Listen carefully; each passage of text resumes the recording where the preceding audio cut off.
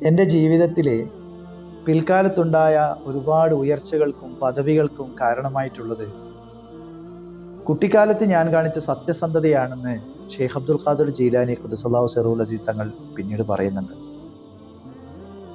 ഉമ്മ കളവ് പറയരുത് എന്ന ഉപദേശം കൊടുത്ത് വിട്ടപ്പോൾ കൊള്ളസംഘത്തോട് പൊന്നൊളിപ്പിച്ചു വെച്ച കഥ പറഞ്ഞു. കൊള്ളസംഘം തന്നെ ഞെട്ടിപ്പോയി. അങ്ങനെ അവർ തൗബ ചെയ്ത് നന്നായിട്ടുണ്ട്.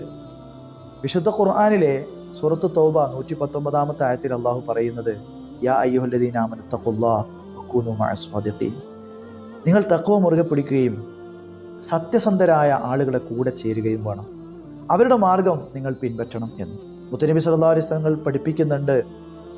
മൻകാന യുഅ്മിനു ബില്ലാഹി വൽ യൗമിൽ ആഖിരി ഫല്യഖുൽ ഖൈറ ഔ ലിയസ്മുത്. അള്ളാഹുവിലും അന്ത്യനാളിലും വിശ്വസിക്കുന്നവർ സത്യസന്ധത പുലർത്തട്ടെ, സത്യം മാത്രം പറയട്ടെ, അല്ലെങ്കിൽ അവർ മൗനം പാലിക്കട്ടെ. സത്യസന്ധത മുറുകെ പിടിച്ചതുകൊണ്ട് അസ്വാദിഖുൽ അമീൻ, വിശ്വസ്തനായ സത്യസന്ധൻ എന്നാണ് മക്കക്കാർ ഒന്നടങ്കം മുത്തനബി സല്ലല്ലാഹു അലൈഹി വസല്ലം തങ്ങളെ പരിചയപ്പെടുത്തിയത്. ആ വഴിയിലൂടെ സഞ്ചരിച്ച ഷെയ്ഖ് അബ്ദുൽ ഖാദിർ ജീലാനിയും മഹത്തുക്കളും അനുസ്മരിക്കപ്പെടുന്ന മാസമാണിത്. അള്ളാഹു അവരുടെയൊക്കെ മദതും പൊരുത്തവും നമുക്കൊക്കെ നൽകി അനുഗ്രഹിക്കട്ടെ.